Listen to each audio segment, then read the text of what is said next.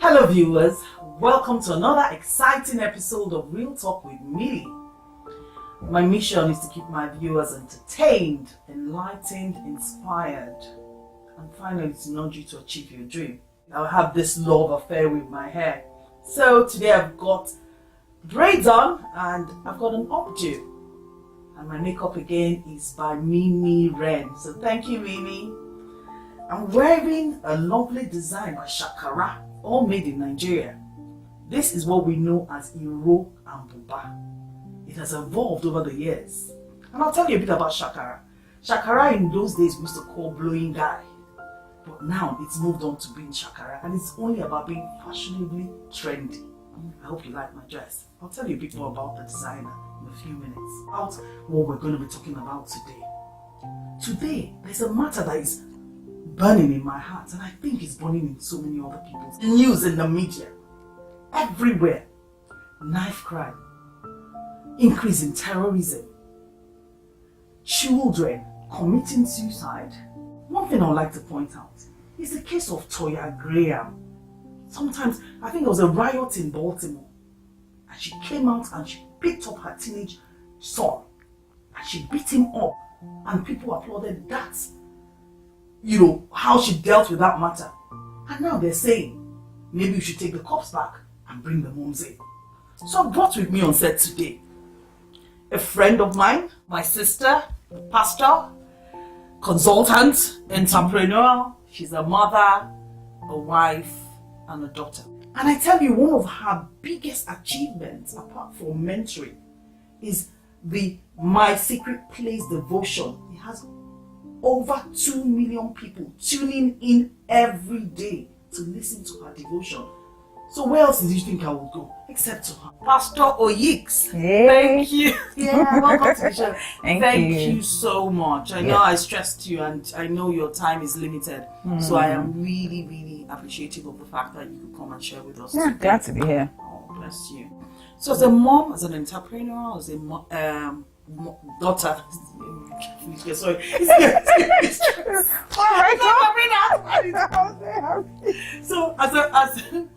So go on. As a mother, as a daughter, as an entrepreneur, you know, I'm just wondering, which is the least demanding of your time and resources? Yeah, so I wear different hats, like you said. I'm clergy, I'm an entrepreneur, I'm a consultant, I'm a mom, and a daughter, and a few other things. And a lot of people have asked me the question, how are you able to balance all of this, do all of this, and still get results in all? I'll tell you one thing I've learned early is to understand what are the majors of my life and what are the minors of my life. So once you understand what the majors and what the minors are, you focus on the majors, which are the things that are priority, and you give less time to things that are not priority. For instance, being a mother, being a clergy, being a wife, you know, are key. These are major. You know, being an entrepreneur is good in terms of I have a consulting firm and of course a fashion line. These are the minors of my life. If I do them, fine. If I don't do them, fine. So I allocate more time, more resources, more energy to these key assignments of being a mother, of being a wife, or being a clergy than to this other one. So you know, that's how I structure my time and my energy. So if I have a pool or I'm, you know, between decisions, I'm supposed to spend time doing any of these other 3 roles that are key and you know, or do this other one for consulting and entrepreneurship, I'll probably give this more time because these are non-delegatable assignments. My role as a mother is non-delegatable. My role as a wife is non-delegatable. My role as a minister in certain aspects is non-delegatable. But I can delegate some of my functions in my shop. I can delegate some of my functions in the consulting firm. You know, whether I'm there or not is immaterial. So what I've done with this other side is to set up structure that makes it possible for it to run with or without me. However, I also set up structure to ensure that I am physically there as much as possible in the role of the wife, the mother, and clergy. So, yeah. Thank you very much. Now let's talk about the society and obviously from the example I cited in Baltimore, where now they're saying that we should bring out the moms and then take in the cops. Do you think moms are actually equipped to be able to come out and arrest this situation? Yes, of youth restiveness that's Yes. going on everywhere. Yeah, because all the crimes that are going on, a large percentage of it, if you look at the percentages, primarily committed by the youth, by the young people. And the truth is this: when God planned the earth and God planned how society will work, the church is God's last option. It's a backup plan. God's initial plan was that the family should be like the molding unit, the formative unit, what molds every human being in the society. So every criminal came from a home. Every good person came from a home. Everyone is born in a home. So once the home structure is is faulty, it will affect the society. So basically, when you come into this earth, even if you do not have a father, you must have a mother. Or someone play that mother role. You must have, that figure. And so if anything goes wrong there, it will affect society, like I said. So that means we have to have strong mothers or strong mother figures to be able to deal with this situation. And God, in His wisdom, has equipped women and men, parents, with what it takes to actually mold a human being into a reasonable a person in society. So what happens, I think, that the church is more like this: they're doing damage control now. The things that the family has failed to do, people now go to church, and people come to church, they are battered, they are damaged, they are badly behaved and all of that. And then the pastor is expected to correct the things that the mom should have corrected. The truth is that it's overwhelming and it's a little bit difficult to do, because remember, when you're growing up, if you talk to psychologists, they will tell you between 0 to 5, that's when you do all the correction that you need to do in a child. That's when you put in all the values, the right values in the child. Once the child gets to 5, he's almost already set in his ways. Everything you're doing after 5 is you have to put in double the effort, double the time, double the energy and all of that. And so that's why you stay with your mom as much as possible within the 0 to 5 year range.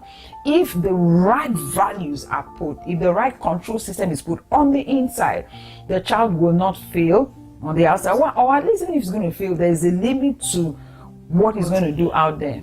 Thank you. And I think one important thing that you're bringing out is, if you put the right thing into the child, what if that mother doesn't even have the right thing to put into the child, which sometimes might be the problem? Yes, exactly. I agree. Which is the same thing was it. It's a circle.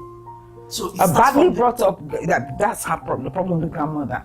The grandmother puts in the right values and tries to maintain the right value, because you don't stop being a mother, no matter how old your children get. You must have that be in a position of influence over your children, no matter how old they get.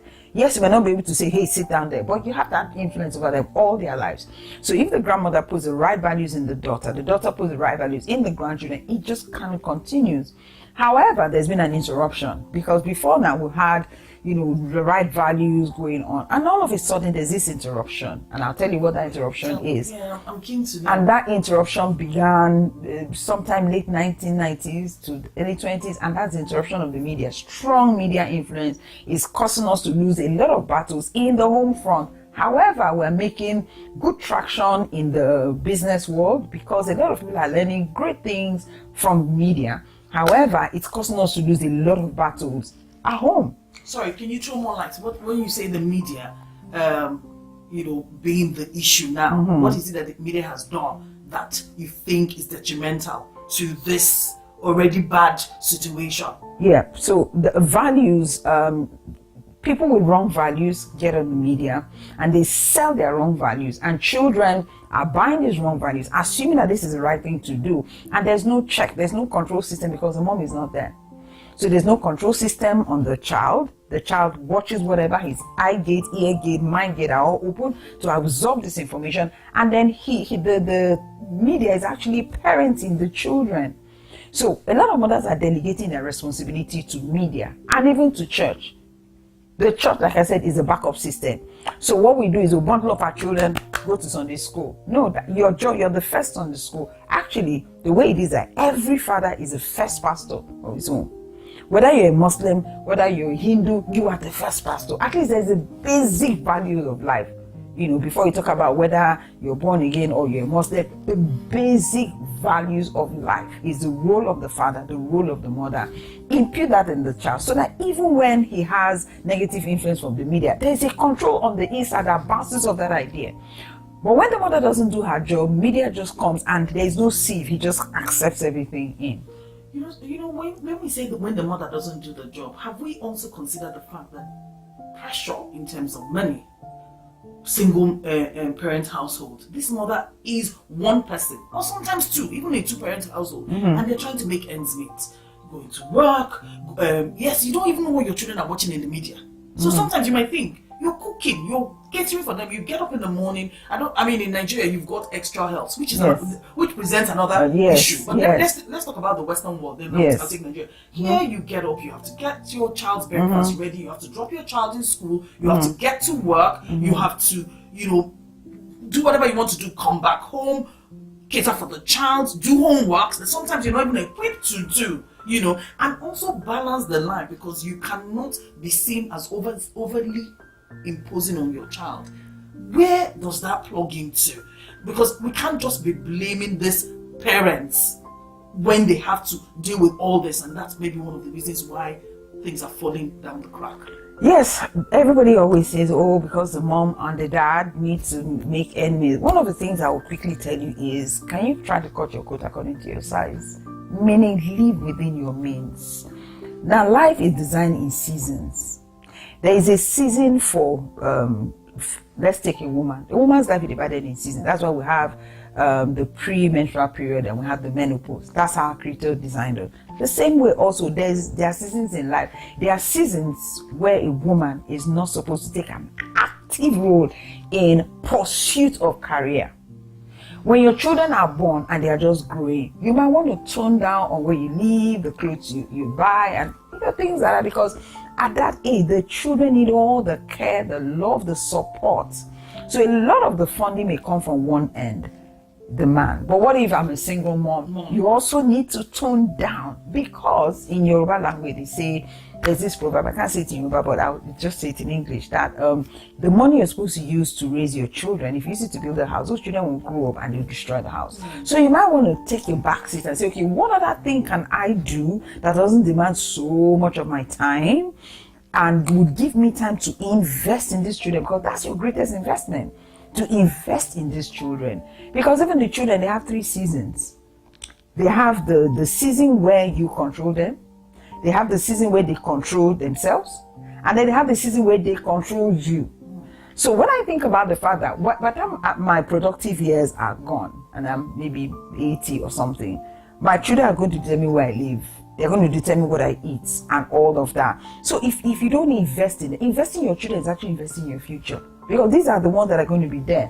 So when I remember that these are the people that are going to determine a lot of what will happen to me.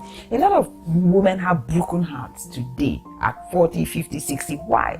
Because they have children who do not care, who talk to them rudely, who do all of that.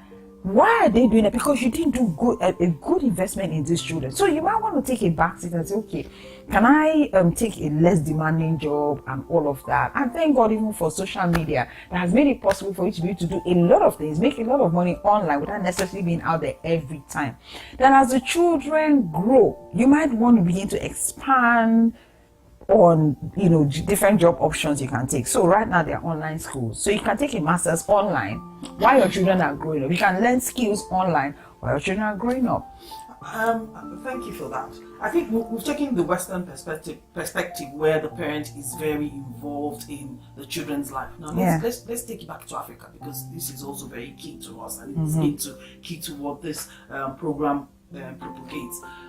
In Africa, if you're well-to-do, because there are two categories of people. Some people do not have at all, but yet their children have to go to state schools. They don't have the right teachers and so forth. Yeah, and then you've got the wealthy class where they've got drivers, they've got cooks, they've got everybody that helps support that child, and each person is contributing into that child's learning. And this is all the formative age. So it's just not the parents. So the parents gets up on time, travels. Take for example, you. How old are your kids? Well, eldest is 19, then I have a 17, then I have a 12. And you've been in the ministry for a while. Yes. And you've had to travel, and you've had to leave these kids in the care of someone. How have you managed that? And how do you advise somebody that is in that category? How can they manage that also? So when my kids were in that formative years, travel. Either I travel with them or I don't go. Because it's key, it's important. So today people are looking at my kids, my teen kids, they don't have drama around them in school and all of that. I once went to school one time and they said they were going to give awards. I said, for what? What have I done? And this is the principal of my daughter's school. And she says, that we have a club called Ideal Club for children who are morally strong, morally upright, and academically excellent. And your kids fell into that category? Yeah, my first daughter, Daniela, she fell into that category. And this is me, a minister, entrepreneur, all of that. So she was a straight A student, and she was morally strong. So they don't give that award to people who are just straight A's or people who are just morally strong. So take me through. Sorry, please. Did you have cook? Did you have a driver? Did you have lesson teachers? And who were the people that played key roles when you were bringing up your kids in Nigeria? Well, I didn't have a driver, but I had people help. Yeah. But I would always pray and ask God. I mean, this is me. I have a walk with God. So the station might not be the same for you, but I'm telling you what worked for me. I would always pray and ask God, please send me help by yourself.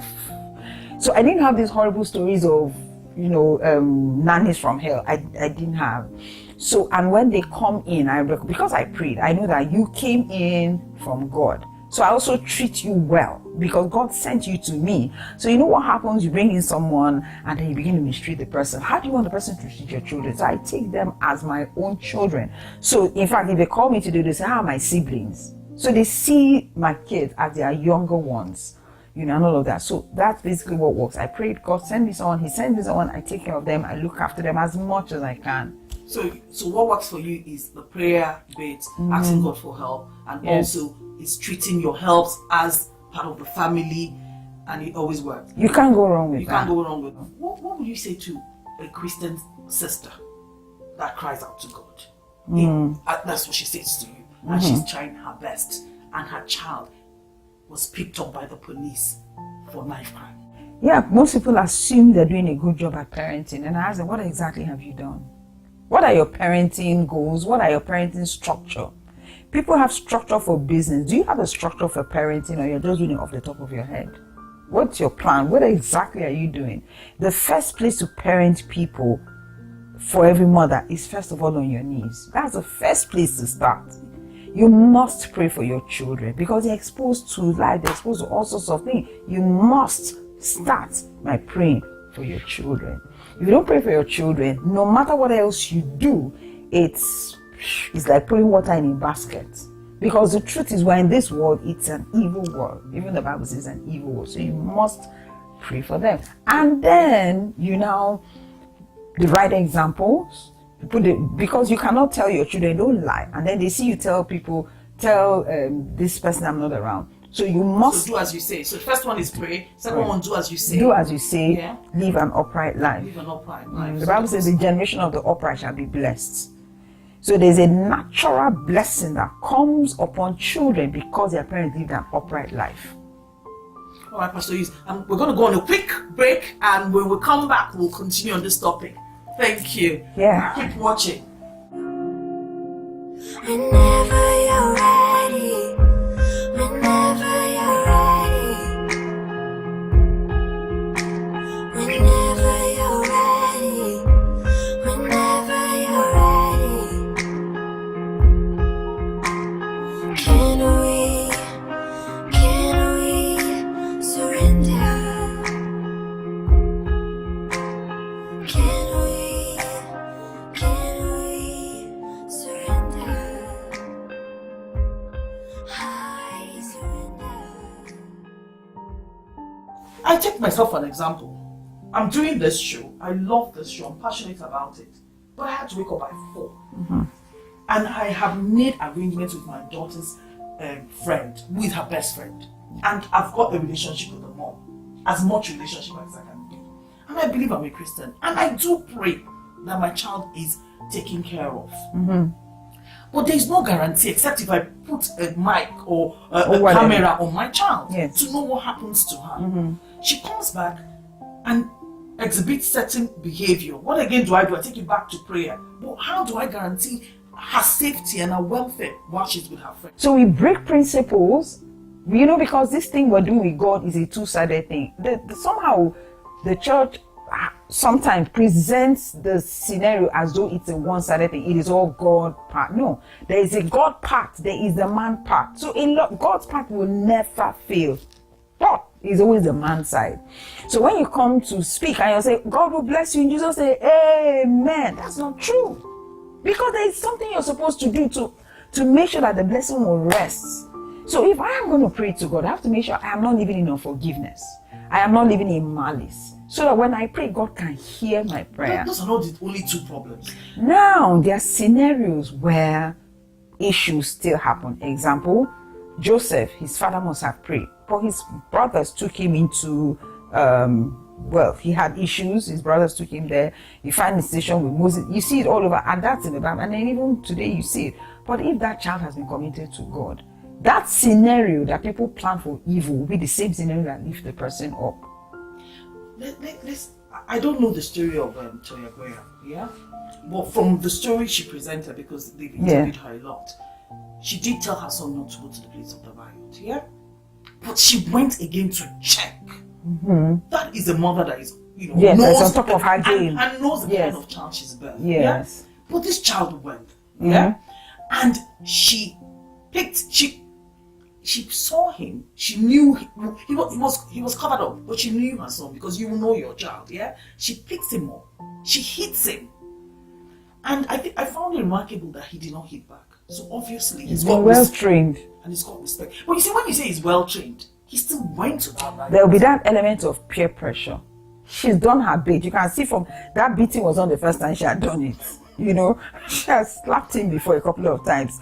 So she had done her bit. However, there's still that element of, because everyone's going to be perfect overnight, there's still that element of peer pressure here. For him, he went to rise. So for some other children, they would tell a lie, they would do this or whatever it is. But you see that there's a strong, overwhelming influence. The mother has a lot of influence over him. If not, in front of his friend, he would have slapped her back. Yes, or even challenge her and say, leave me alone. But you see, she has a lot of influence over her son, and that's exactly the point. No matter what you do, that's what I said to you, that when you the few minutes you spend with your child, they're very powerful times. They're very important times. You have to make sure that you have a strong influence over your children, positive influence, that when they remember you, they behave themselves. But when you don't even have influence over your children because your behavior is bad in the first place, you don't care about them, they think you're disturbing. When they come to speak to you, you're like, what? You're sending signals that my mom doesn't really have time for me. She doesn't care what I do. And once they begin to pick those feelers, they have to get a mother figure somewhere else. Sometimes we make things sound so nice and easy. Sometimes you're really tired. Let me be. I'm a human being also. Yep. So are you putting too much pressure? Because right now it seems as if we're saying mothers have failed. We're saying that no, but that's what we're saying. The family system have failed. We've failed these children. Yeah. That's what it seems that is happening. But somehow I feel that it doesn't sound like, shouldn't the kids take some responsibility? Because your mother has really given you the right principles. You go out there and you pick up this thing, then you say again the child is young. They don't know good or bad. You can't win this argument. I don't think the child doesn't know what he's doing. Like I insist, if you as a mother have a strong influence over your children, it will limit the amount of bad behavior that he exhibits. That's the truth.